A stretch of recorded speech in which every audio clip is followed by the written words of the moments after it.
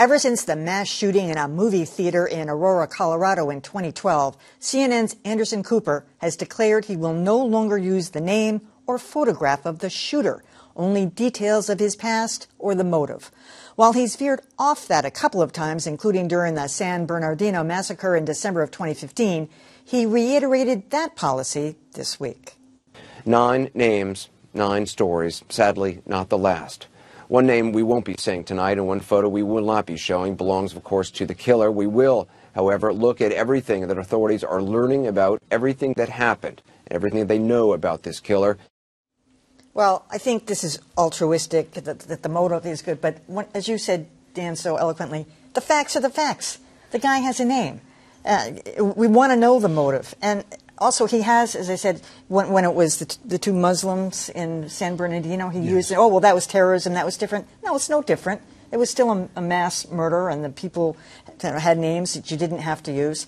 He doesn't have to focus on it, but it's a point of fact. I always say any point of fact should be mentioned in a story, even if it's an unpleasant truth.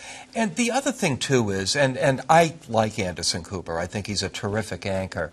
But in this particular case, you're looking at something where he's taking a stand that has no effect. And he knows it has no effect because there's so many other places that you can get the name in the picture. So he can kind of take this moral stand that I'm not going to do this, and it has no effect on anybody. Well, that's the problem I have with it, and I think it comes from a good place, but it feels a little bit like false piety, and it reminds me a little bit of when journalists say, well, I don't vote because I want to show how, just how independent I am. It's I've said that. Well, then I disagree with you. All it does is become sort of a way to be a little self-congratulatory, and it doesn't help the story. I feel as if it has the reverse effect, because if someone's not going to mention the name and then they make a big deal about it, I'm going to go check it out, and I'm going to look up more things than not. If they had just mentioned it, I may have just paid more attention to the victims or what the coverage was in front of me. So I think by pointing it out, making the case the way he did, I think you're drawing more attention to it than if you just,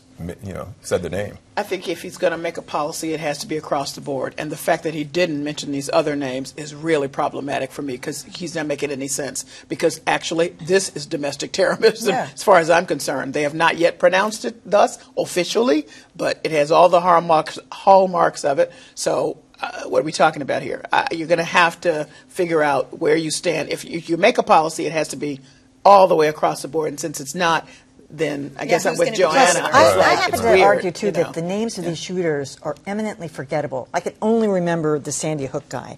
I had to look up the Orlando guy today. I couldn't remember his name. Can you? No, I can't remember any of these well, names. I'll be remembering Dylan Roof. Dylan, I remember. Okay. Well, that's also more recent. But, I mean, I just, they don't stick there. I will say I always feel bad that I have no problem remembering the names of the Boston Marathon bombers, and I struggle to remember the names of the 4 people. Dylan Roof is still alive, and I think that's one of the reasons we can remember him. I know you remember it for other reasons, but Omar Mateen was the Orlando. He shot himself. This guy, no one's going to remember the name. No. And even the Aurora guy who went on trial. Right.